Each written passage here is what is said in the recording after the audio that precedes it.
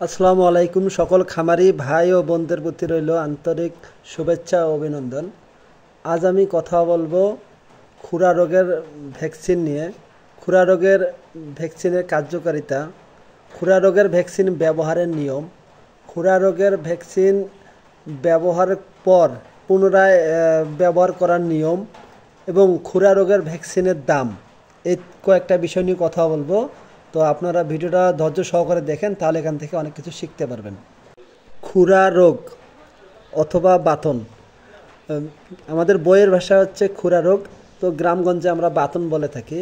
তো এই রোগটি হলে আপনার মুখের মধ্যে ঘা হয়, মুখ দিয়ে লালা পড়ে, পায়ের খুরের মধ্যে আপনার ঘা হয়, জিভা ঘা হয়ে অনেক খসে যায়। তো এটাকে আমরা মূলত খুরা রোগ বলে থাকি। তো এই খুরা রোগের চিকিৎসা করার আগে অনেক সময় ভ্যাকসিন ব্যবহার করাটাই ভালো। তো এর জন্য আপনারা পারলে ভ্যাকসিন করেন, ভ্যাকসিন করলে আপনার রোগটা ধরবে না। তো খুরা রোগের ভ্যাকসিনের প্রয়োগবিধি, খুরা রোগের ভ্যাকসিন গরুকে 6 মিলি করে ব্যবহার করতে হবে, আর ছাগলকে 2 মিলি করে ব্যবহার করতে হবে চামড়ার নিচে, মাংসপেশিতে বা শিরাপথে ব্যবহার করা যাবে না।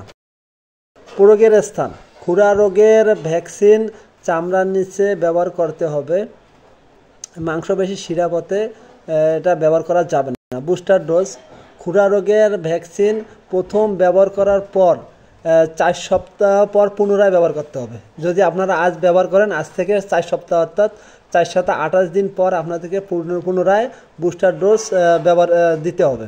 গর্ভ অবস্থায়, গবাদি পশুর গর্ভ অবস্থায়, সকল প্রকার গর্ভ অবস্থায় এই ভ্যাকসিনটি সেফ। অর্থাৎ আপনারা গবাদি পশু যে কোনো গর্ভ থাক, 1 মাসে থাক আর 9 মাসে থাক, এই ভ্যাকসিনটা আপনারা নির্ভয়ে দিতে পারবেন। সাবধানতা, 3 মাসে কম বয়সী পশুকে ব্যবহার করা যাবে না খুরা রোগের ভ্যাকসিন। এই ভ্যাকসিনটি মাংসপেশিতে ব্যবহার করা যাবে না। অসুস্থ বা রোগাক্রান্ত পশুকে ব্যবহার করা যাবে না। তীব্র রোদের মধ্যে এই ভ্যাকসিনটি ব্যবহার করা যাবে না। মেয়াদকাল, এই ভ্যাকসিনটি ব্যবহার করলে পুনরায় 6 মাস পর আবার ব্যবহার করতে হবে। 6 মাস পর্যন্ত পশুটি সেফ থাকে। ক্রয় মূল্য, তো খুরা রোগের ভ্যাকসিনটা হচ্ছে আপনার সরকারি রেট হচ্ছে 400 টাকা। তো এটি আসছে 16টি গরু দেওয়া যায়। আর আপনারা কোম্পানির কাছে যদি কেনেন তাহলে